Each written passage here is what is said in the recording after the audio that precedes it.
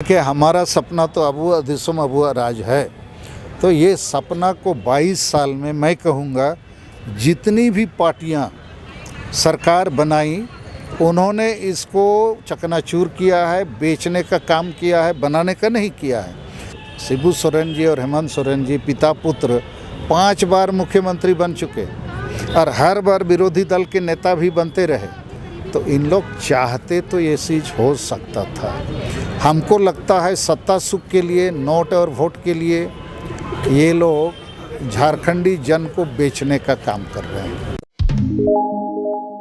जोहार, लोकल खबर में आपका स्वागत है। मैं हूं सुभाष शेखर। आज हम बात करेंगे सालखन मुर्मू जी से, जो पूर्व सांसद रह चुके हैं। इनसे जानेंगे कि भाषा आंदोलन और 1932 खतियान पर इनका क्या कहना है। सबसे पहले तो लोकल खबर पर आपका स्वागत है। बताएंगे कि झारखंड में इस समय 1932 खतियान और भाषा को लेकर काफ़ी गर्म माहौल है, हर जगह चर्चा हो रहा है। ऐसे में इसको लेकर आप क्या कहना चाहेंगे? पहला आपका क्या प्रतिक्रिया रहेगा? देखिए, झारखंड और झारखंडी की पहचान जो है 5 आदिवासी और 4 मूलवासी भाषाओं से बनती है। तो हमारी मांग है झारखंड सरकार को इन 9 भाषाओं को समृद्ध करना चाहिए, अब बाकी का बखेड़ा नहीं बनाना चाहिए और इन 9 भाषाओं को प्राथमिकता के आधार पर पठन पाठन, रोजगार और सरकारी काम में लगाना चाहिए। दूसरी बात, उसी में जो सबसे बड़ी आदिवासी भाषा है संताली भाषा, जो 8वीं अनुसूची में भी शामिल है, राष्ट्रीय मान्यता प्राप्त है, तो हम इसकी भी मांग करते हैं कि झारखंड में इसको प्रथम राजभाषा का दर्जा दिया जाए। डोमिसाइल के सवाल पर सरकार विफल है।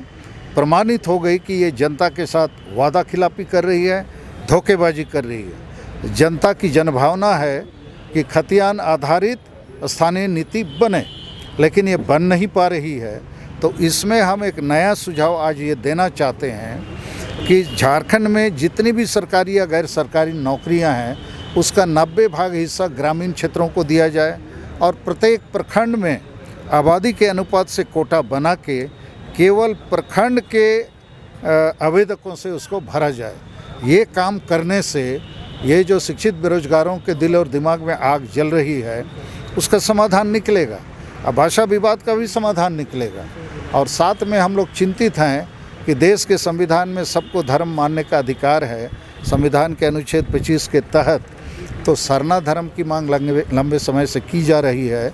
इस बार हम लोगों ने नारा दिया है कि सरना धर्म कोड रैली के लिए 30 जून 2022 दिल्ली चलो, संताली राजभाषा और बाकी आदिवासी भाषा और क्षेत्रीय भाषाओं के लिए 30 अप्रैल रांची चलो और 5 मार्च को हम लोग वीर शहीद सिद्धू मुर्मू के जो गांव है भोगनाडी, वहां शपथ सभा भी करने जा रहे हैं। एक ज़रूरी बात है, झारखंड अलग राज्य हुए आज 22 साल हो गए हैं और झारखंडी हित और झारखंडी भावना को रखते हुए ही आप लोगों ने, निर्मल दा हो गए, आप हो गए, विनोद बिहारी महतो हो गए, सभी ने अलग राज्य के लिए लड़ाई लड़ी थी। वो आप लोगों का सपना क्या था जो अभी तक पूरा नहीं हो पाया है? देखिए, हमारा सपना तो अबुआ दिसुम अबुआ राज है। तो ये सपना को 22 साल में मैं कहूँगा जितनी भी पार्टियाँ सरकार बनाई उन्होंने इसको चकनाचूर किया है, बेचने का काम किया है, बनाने का नहीं किया है। तो अभी ऐसा लगता है कि जनता को एक नया फैसला लेना चाहिए कि जिन जिन पार्टियों को मौका मिला उन्होंने जनता के साथ एक प्रकार से धोखा किया है। तो जनता को फैसला लेना चाहिए कि हमको मिल के हमारे शहीदों का, पूर्वजों का, आंदोलनकारियों का जो सपना था उसको पूरा करना, और ये होगा। मुझे आज ऐसा लग रहा है कि मैं लंबे समय के बाद आज रांची आया हूँ और समाधान के लिए, फिर नया बखेड़ा खड़ा करने के लिए नहीं, इसलिए मैं समाधान की बात करूँगा।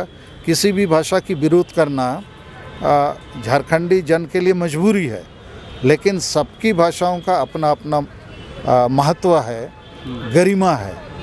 तो यहाँ पर झारखंडी भाषाओं को ही मान्यता नहीं मिलती है, बाहरी भाषाओं को थोपा जाता है, तो नेचुरल है आदमी में आक्रोश पैदा होगा। उसी प्रकार झारखंडी कौन है इसका भी समाधान ना निकले और नेता लोग वायदा करें चुनाव के पहले, चुनाव के बाद, तो मुझे लगता है इस बार हम लोग सोच विचार के साथ शांतिपूर्ण संवैधानिक तरीके से हल निकाल के लिए काम करेंगे। आप बोले अभुआ देश अभुआ राज, इसी एजेंडे के साथ झारखंड मुक्ति मोर्चा चुनाव भी लड़ी थी।